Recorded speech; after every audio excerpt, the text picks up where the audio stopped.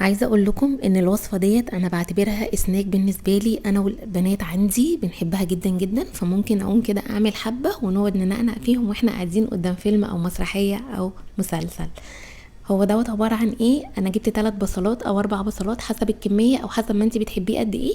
ضربتهم في الكبه ونزلت عليهم بحبه من الدقيق، سبتهم 5 دقايق، وبعد ال5 دقايق رجعت تاني فكيتهم بايديا وحطيت كوبايه ونص من الزيت على النار، وابتديت انزل فيهم البصل ده.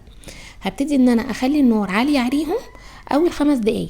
بعد كده هبتدي ان انا اقلب فيهم تقليب متواصل عشان اللون ياخد معايا اللون الذهبي الخطير اللي انتوا شفتوه.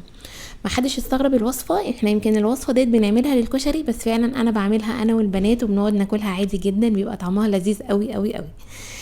في المرحله ديت لما ياخد اللون ده ابتدي قلبي تقليب متواصل عشان البصل ياخد كله لون موحد وذهبي زي الكريستال بالشكل ده. هبتدي ان انا اطلعه على صينيه بدون ورقه زبده، بدون مصفى، هحطهم على صينيه عاديه. انا هنا ظهرت لكم الصوت عشان تشوفوا قد ايه مقرمش وقد ايه بجد خطير يا جماعه. اتمنى ان انتوا تجربوه، وكمان تقدروا تعملوه للكشري عادي جدا، بس احنا بنحب ناكله كده واحنا قاعدين، يعني كنوع من انواع السناك. بصوا القرمشه بجد خطيره، مش شارب اي زيت خالص خالص. اتمنى ان انتوا تتابعوني، تحطوا لايك واكسبلور، وباي باي.